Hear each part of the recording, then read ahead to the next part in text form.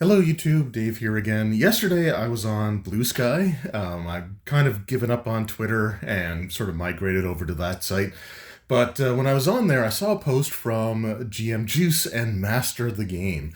And it was a really interesting post and it made me think a little bit. And the post was essentially, what are your top 5 favorite non-D&D role-playing games? And I gave an answer there, although I did have a little bit of a brain fart. And I forgot one that would definitely be in my top three, like non D&D, RPGs. So it's an adjusted list from my post, although I did leave a comment kind of underneath there. And for the purpose of this video, I'm going to remove anything that like spawned directly from like the D&D rule set. So, for example, things like basic fantasy, or even Pathfinder and Starfinder are not going to be in this video. Truthfully, if I did include them, Pathfinder/Starfinder Second Edition would be the #1 spot, and then everything else would just kind of get pushed down one. But if we're not talking about D&D, I want to talk about something from completely different systems that don't use the OGL or didn't use the OGL at some point here. So I've got my 5 as well as just a handful of honorable mentions here. So let's get right into it. So at number 5, we have the Vaesen. I forget how you pronounce it. I think it's Vaesen. So this is a Nordic horror role-playing game where the characters are sort of part of the secret society or semi-secret society of individuals who are able to actually see these like Vaesen, these mythical creatures, whereas most people are unable to see them, though they can feel the effects of kind of what they've done. These used to be friendly creatures, or for the most part friendly creatures, or at least appeasable creatures, that have kind of been pushed away in the wake of the Industrial Revolution. So trying to find their place in this new world has a lot of them acting kind of cranky. So the players are part of this organization that can investigate and try to eliminate or deal with these creatures, not necessarily through combat, but through finding out methods to sort of chase them away or to appease them or things along those lines.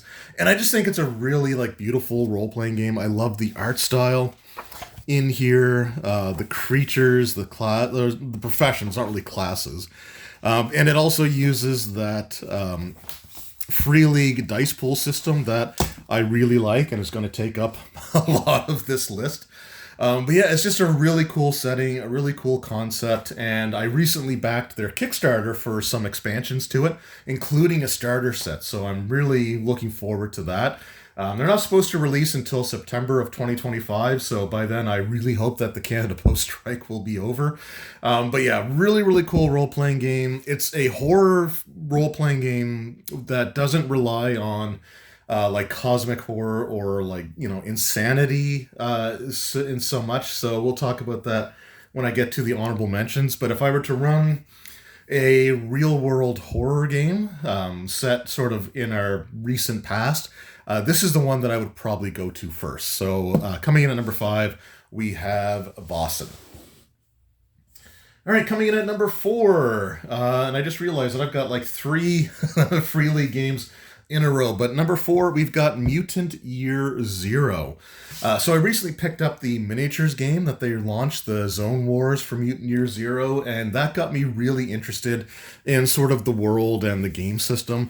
And, when looking at different genres and stuff that are worth giving a shot, you've got to try the old, post-apocalyptic nuclear wasteland kind of thing.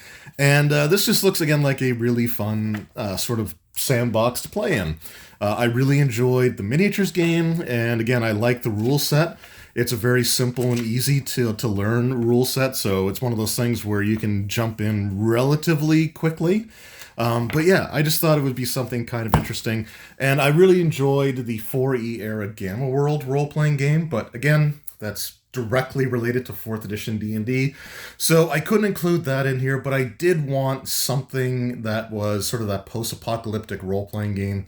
And this one here I've been really impressed with so far. And one of these days, I do hope to be able to run that as well. So Mutant Year Zero, post-apocalyptic, mutant wasteland sort of thing is my number 4.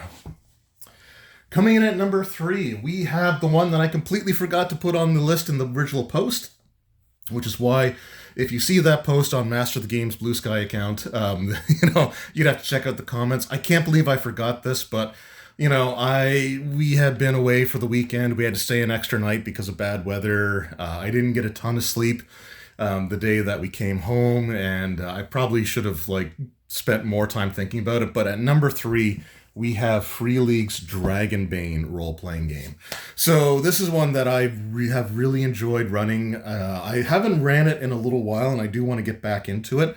But we're using, right now I'm just running my, bi-weekly Starfinder and Pathfinder role-playing game. So I just kind of want to stick to that. I was running this interspersed throughout that as well. But I find that it just gets confusing to kind of flip-flop back and forth between different games on the same days that you would gather with your group normally. So this has kind of been pushed to the back burner. I did get their new adventure book, whose name I completely forget here. Hold on. Path of Glory. So that might be something that I give a try too. It takes place sort of a different area, but the starter, or not the starter set, this is the actual rule set, box set. And again, I love the artwork. This uses a different rule mechanics than the Mutant Year Zero or the Vaesen one. So you are rolling d20s for your attacks and your skills and all that stuff. But it's a target number or lower system rather than a target number or higher. So it kind of speaks to me because I tend to roll really, really low. So in a system like this, that's actually a good thing. But again, you got just this really beautiful art style here and just a really cool kind of world to play in. You've got the Mallard folk, and you have the Wolfkin on top of your more traditional elves and dwarves and kind of things like that as well. But the world feels very old school, very dangerous wilderness type of thing, especially with this box set here, this core rule set box, because the campaign inside is literally just reclaiming previously lost or forgotten to time, location that is just filled with ancient ruins and stuff like that. I like the fact that journeying is as big a part of the game system as actually dungeon exploration. And the dungeon exploration tends to be a lot more smaller focus sort of thing. It's not like these huge sprawling mega dungeons, because if you leave in the middle of going through a dungeon, there's actually a roll that the game master makes, and you could come back after resting to find out that another group of adventurers just swooped in and picked the bones clean, which I think would be kind of interesting. And then, you could set up a rival adventuring party that just keeps doing that to the players. But I just really love the setting. Again, I love the art style. I love the rules. I think are, it's a nice change to have that roll low system versus the roll high system. And it's just a really good, gritty, dark fantasy role-playing game. So at number 3, we have Dragonbane. All right, coming in at number 2, we've got another dark and gritty fantasy role-playing game. We have the Dragon Age role-playing game. Now, I'm going to be completely totally honest. I don't know if this is still in print or not. I hope it is, because this is a fantastic system. Green Ronin are the ones who released this, and they have the age system, which is the dice mechanics for here, which was developed for Dragon Age, which is why it's called the age system. But they have gone on to release things like Fantasy Age and Modern Age, I think is another one that they've done as well. And I think Fantasy Age is even on its 2nd edition. But this is the rule set that started it all. And when it comes to Dragon Age Origins is, to this day, my all-time favorite tabletop home console role-playing game of all time. And I think that this does a really good job of sort of capturing the feel of the console or computer CRPG, whatever you want to call it. It does only have 3 classes to choose from, but you do have some different specializations that you can choose later on, which was also a part of the Dragon Age video games. And the classes are very distinct in kind of what they do. They all play differently, but they all complement each other really well as well. They're decently tough in that they can hang around and take some hits before they go down. But I really love the world of Dragon Age. I love, like Thetis and Orlais and all these different Ferelden, like sort of all these different locations. I think Thetis is the world, isn't it? Or like the major continent. It's been a little while. But yeah, again, just a really, really cool role-playing game. And this uses the age system, like I said. So this is a 3d6 system where 2d6 are meant to match each other in appearance, and then one stands out. The one that stands out is called your dragon die, and whenever you're rolling for spell casting, or attacks or skill checks, you roll those 3d6, and if any two of those three dice match as a pair, then whatever number you rolled on the dragon die, whether it's part of that pair or not, generates that number of stun points. And the stun point system I thought was really, really cool. And other later releases of the age system, from what I understand or what I've been told, really went over the top with some of the stunts. Like, I forget which system it was. It might have been the Expanse. I think they did the Expanse as well. But there was one where each skill had its own stunt system, like its own series of stunts that you could choose from, which can be a lot, truth be told. So, especially if you got like a ton of skills like you do in these types of role-playing games. But just the basic stunt system was great because it made every die roll be something to be like anticipated. And, when you get like large groups of players together and they're playing, their characters or whatever, you have this tendency to sort of not necessarily like drift off, but, you're looking up your own stuff on your, when it's not your turn, or you might be like having a conversation with one of the other players while somebody on the other side of the table is taking their turn. But I found that with Dragon Age, every time somebody picked up the dice to roll them, everything stopped. And everybody just looked and waited to see what the results would be. And then when the stunts were triggered, it was this huge, like, kind of, thing where everybody was, like, really excited about it. And it was just a really fun atmosphere. In terms of, like, just playing the game, like, not telling the story or going through the adventure or anything like that, but just literally playing the game from a mechanical standpoint, this was the one that I found was the most just pure fun because everybody was waiting to see if stunt points were generated. So Dragon Age is my second favorite non-Dungeons & Dragons or OGL spun-off version of like the D&D brand. So that is number 2 on this list. All right, so before I get into number 1, I do have a few honorable mentions. So one of them here is the Call of Cthulhu. This is specifically the 7th edition of the role-playing game, but there's all kinds of different versions, obviously. They've got the D20 version. There's the other numbered editions there as well. This is a really fun game as well. Like, it is horror-themed. It is cosmic horror. You've got player characters that are experiencing things that are meant to drive them insane. And that can be a lot of fun. What I find, though, with like the Call of Cthulhu is it is a lot more niche than something like Vaesen, where you're just kind of like being able to interact with the world and you don't have to worry about, going insane necessarily like right away.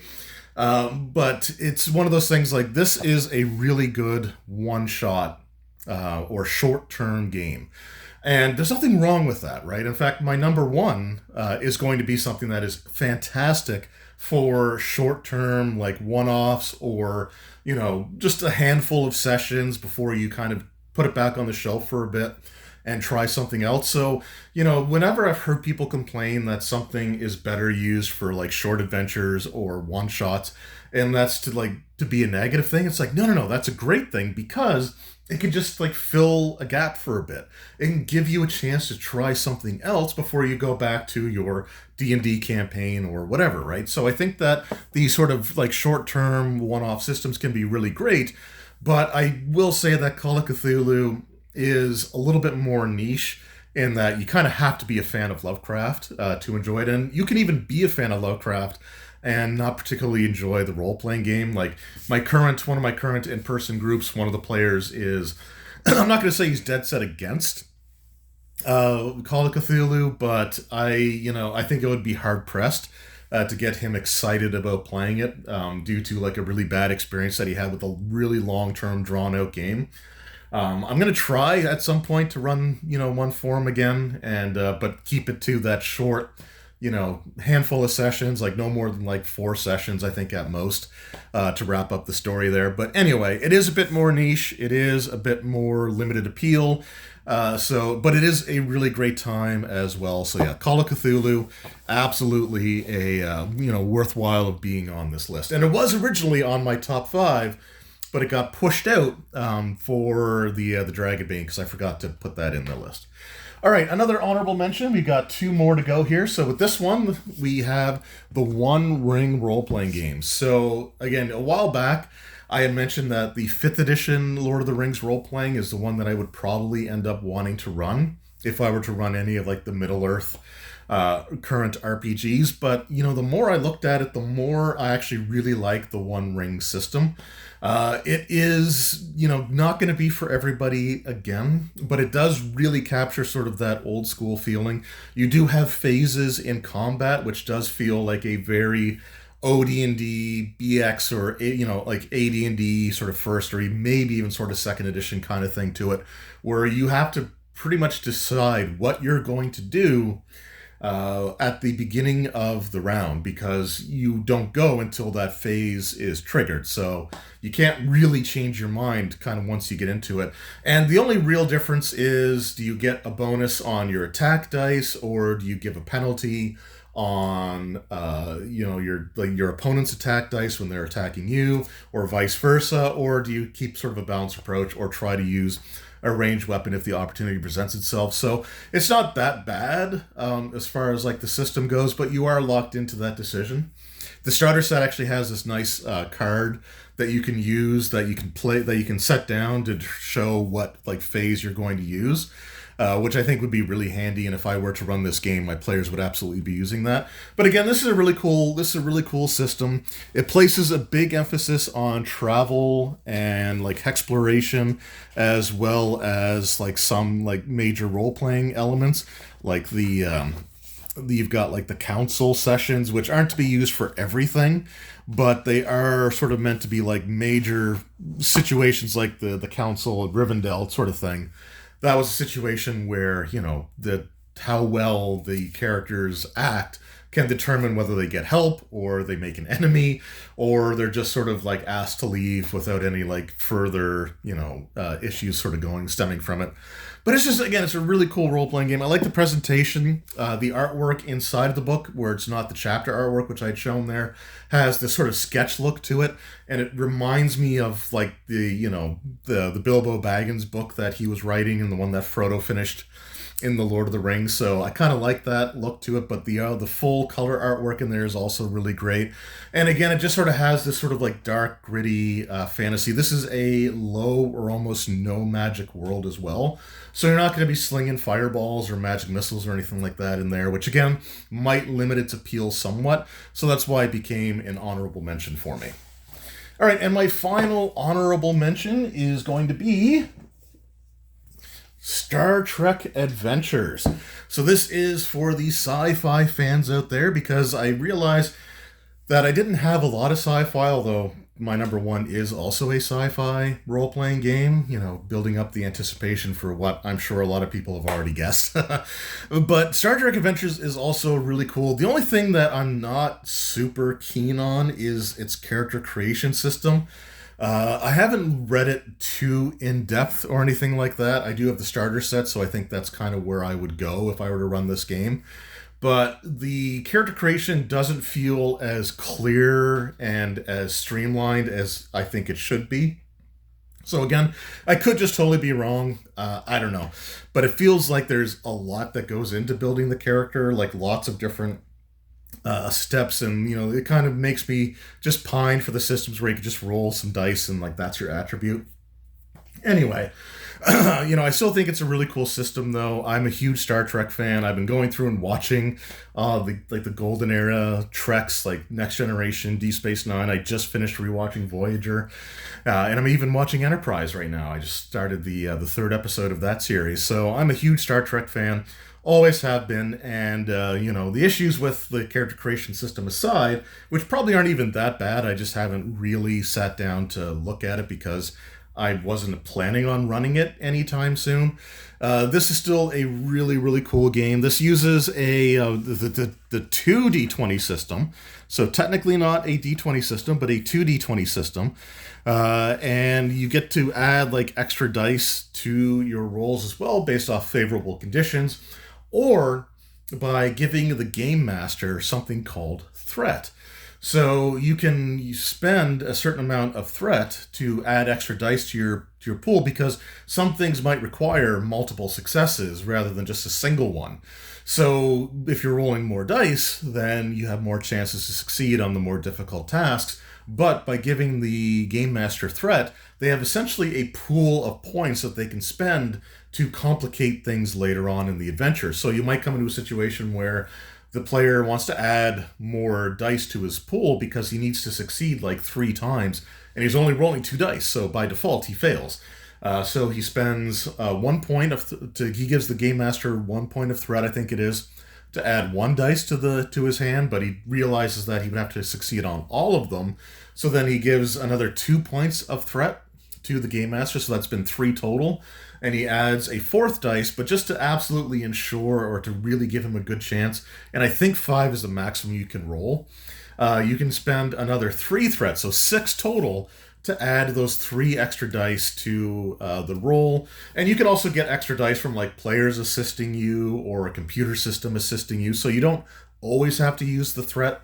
But I do like the threat system. I also like the fact that the skill checks don't necessarily create a roadblock, right? Like with some things, if you fail your skill roll, then you're kind of screwed.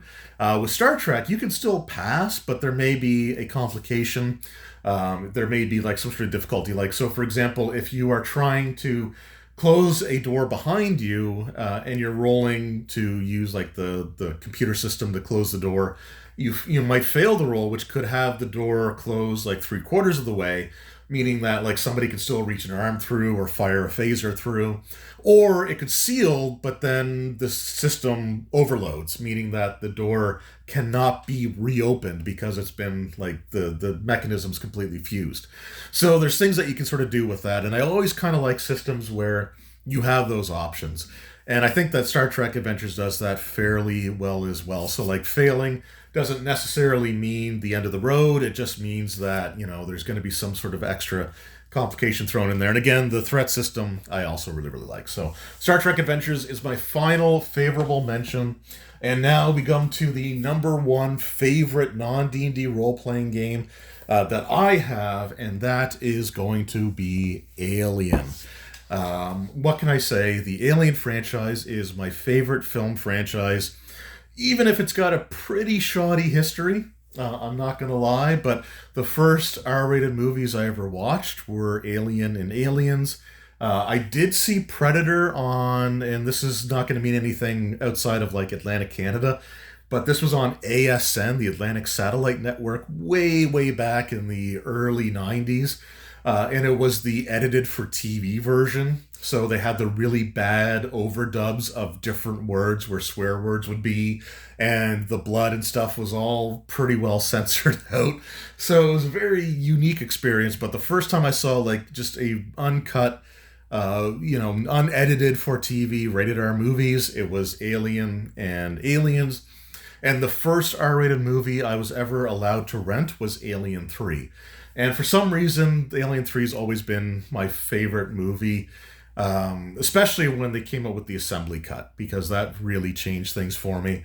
But yeah, I think it's just because it was the first time I ever got to rent an R-rated movie, and that was the one that I was able to rent. And I don't know, but I love the Alien franchise, and the role-playing game is absolutely incredible. So this does also use the dice pool system that games like Mutant Year Zero and Vaesen use. However, this has a stress mechanic that's also added in there, which is probably my favorite part of the game mechanically. So when you take damage, or you see something, that is horrific, or you see a xenomorph or something like that, you add points of stress to your character. Now, stress can actually be useful because it allows you to roll extra dice, which means extra chances to succeed at your task. It effectively is like adrenaline. You want to get out of there, so you use the stress to help you, in your task. However, it can also cause you to panic. And at the start, you're not likely to have any serious effects. In fact, the way panic is done is if you roll a 1 on any of your stress dice, then you make a panic roll. So you roll a single d6 and you add it to whatever your stress number is, which is also the number of dice that you roll, but you only roll 1d6 for the panic result.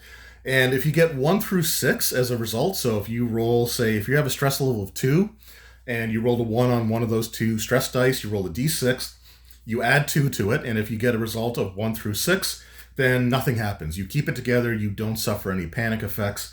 However, if you get a 7 or higher, then things can start to happen, and you can have situations where your panic increases the stress of everybody else around you. Like, there's one of my favorite ones is where the player just screams at the top of their lungs, or the character screams at the top of their lungs, and it increases the stress level of everybody else around them. I think within short or even medium range. It increases their stress by 1, but getting the scream out actually lowers the panicking character stress by 1. So you kind of get those situations. You can have a situation where your panic doesn't increase stress for anybody else, but it could trigger them to have to make a panic roll as well. And as the game goes on, you can get pretty high stress numbers. So they kind of reach the point where, if the players didn't find an area that they could seal that only had the one entrance that they could feel safe in for a short period of time, then, they would have ended the scenario with like 10 or more stress. So you got to be able to mitigate it there. But it's still a really, really cool mechanic. The writers of the Alien role-playing game understand the world better than just about anyone else that I've seen, and definitely better than Ridley Scott, who I keep saying did not create the Alien universe. He directed the first movie. He helped increase the budget of the first movie by storyboarding everything out, but it was written by others, rewritten by others, and the concept of having H.R. Giger be the designer of the xenomorph also wasn't actually Ridley Scott's idea. It was Dan O'Bannon's, who introduced him to Ridley Scott, so the point that Scott, went along with it and wanted that to be the way. So no disrespect to Ridley Scott or anything. He's done some amazing movies, but he is not the person that I think should be in charge of the Alien universe. I know that these are just role-playing book writers, so they probably wouldn't be either, but I would rather these folks come up with a new Alien movie than somebody working with Ridley Scott or Ridley Scott himself. Anyway, really great system, really captures the world well. It makes the pathogen and the black goo stuff from Prometheus and Covenant, it actually makes that stuff make sense in the world, and it's just a fantastic role-playing game. Again, better used in short spurts. Like, the cinematic scenarios are my main thing that I'm interested in running. We just wrapped up Destroyer of Worlds. I will be doing Heart of Darkness at some point, but probably not until sometime into mid 2025. So yeah, the Alien role-playing game is currently my favorite non-Dungeons & Dragons role-playing game. So what are your top 5 favorite non-D&D RPGs out there? Let me know in the comments below, and if you're interested, go check out Master the Game on Blue Sky, see his post there and answer it there or in video and let him know about it. So yeah, I want to thank Juice for the post that created the idea and the inspiration for this video. This is absolutely his, post that triggered it. I did not come up with this on my own, so I'm not going to try to take credit or anything for it. But I do want to thank him for making that post. It really, gave me something to do today. But yeah, thank you guys so much for watching. I hope you enjoyed, and I look forward to your top 5s in the comment section below. Until next time, take care.